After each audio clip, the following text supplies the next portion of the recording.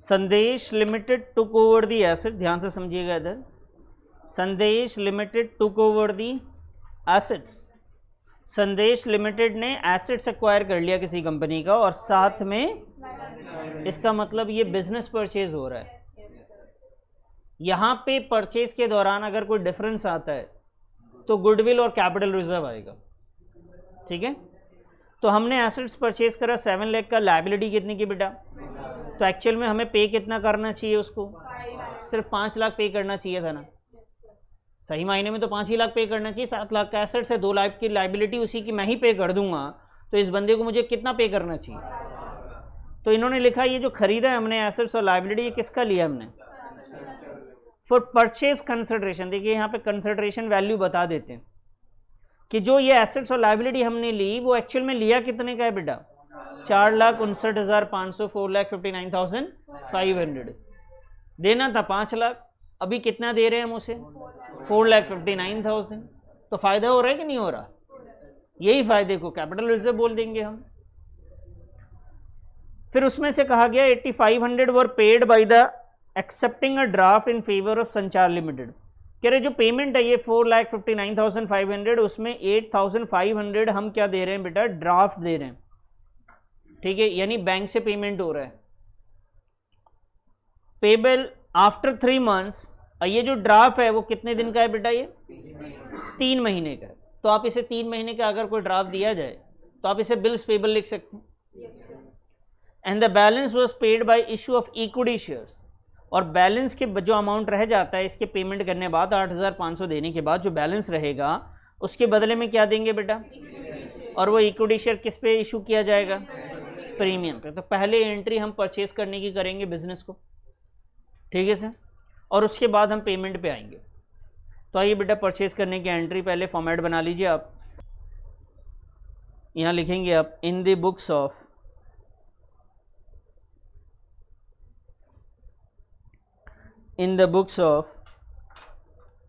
संदेश limited, in the books of संदेश limited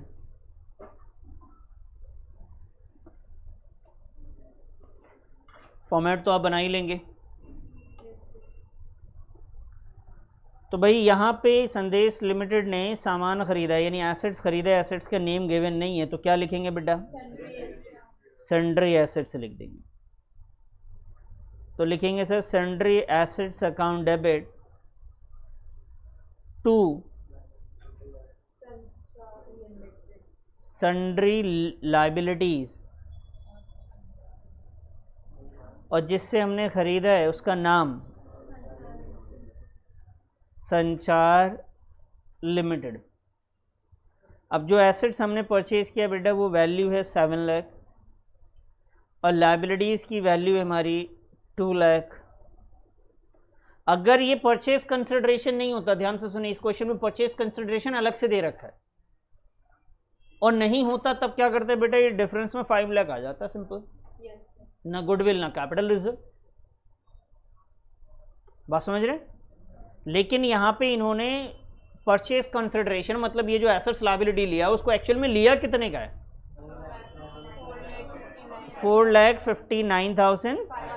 तो ये लिखना पड़ेगा परचेज कंसिडरेशन यहाँ पे अगर गिवन है, तो नहीं है तो परचेज कंसिडरेशन जो डेबिट क्रेडिट का बैलेंस आएगा वही हो जाता है।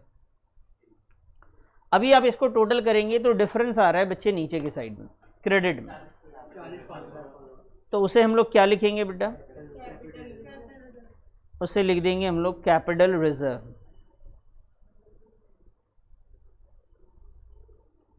40,500।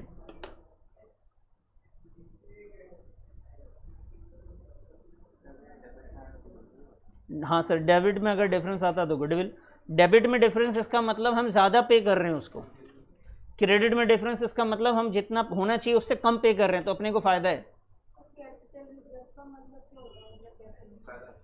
बच्चे रिजर्व्स जो प्रॉफिट्स होती है ना, शेयर्स के ऊपर, डिबेंचर्स के ऊपर जो प्रॉफिट, एक तो कंपनी का प्रॉफिट होता है operating profit, non operating profit, और कुछ ऐसे प्रॉफिट हैं जो शेयर्स की वजह से हो रहे हैं, जैसे जो शेयर्स हम बेच देते हैं, इशू करते हैं, कैंसिल हो जाने के बाद फोरफीड कर लेते हैं, अगर शेयर्स वगैरह से कोई पैसे आ रहे हैं तो उसको अलग से हम लोग उस पैसे को रखते हैं बुरे वक्त के लिए। वो नॉर्मली डिविडेंड के तौर पे नहीं बांटे जाते, ये कंपनी का वो प्रॉफिट नहीं है कि आप डिविडेंड में बांट दो, तो ये कैपिटल रिजर्व में चला जाता है।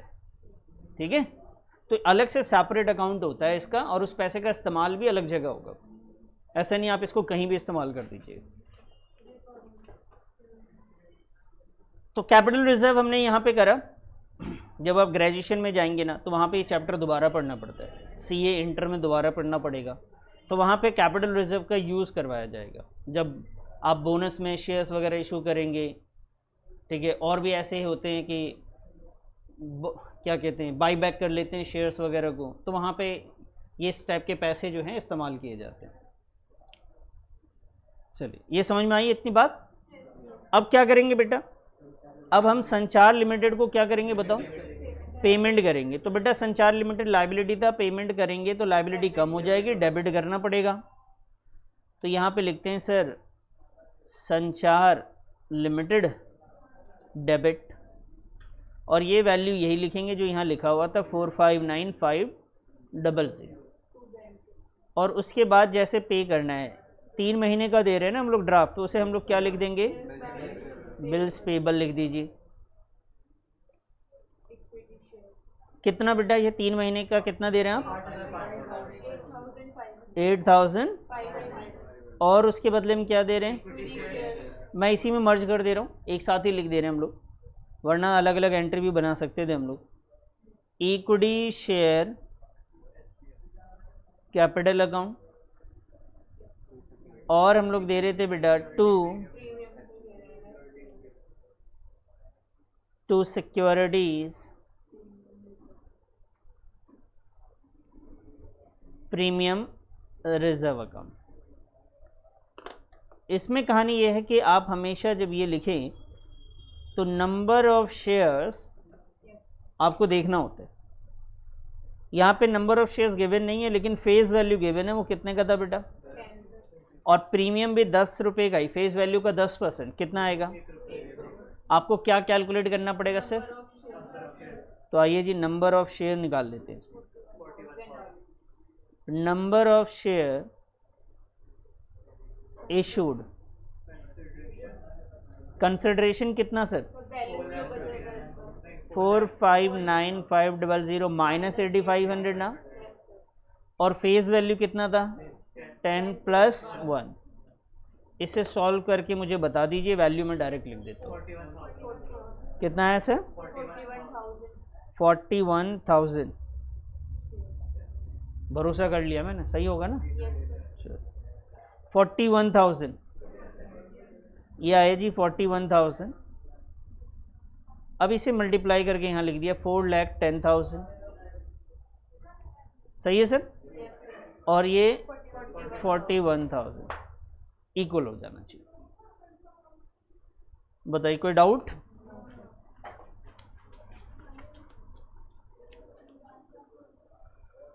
और कौन सा नेक्स्ट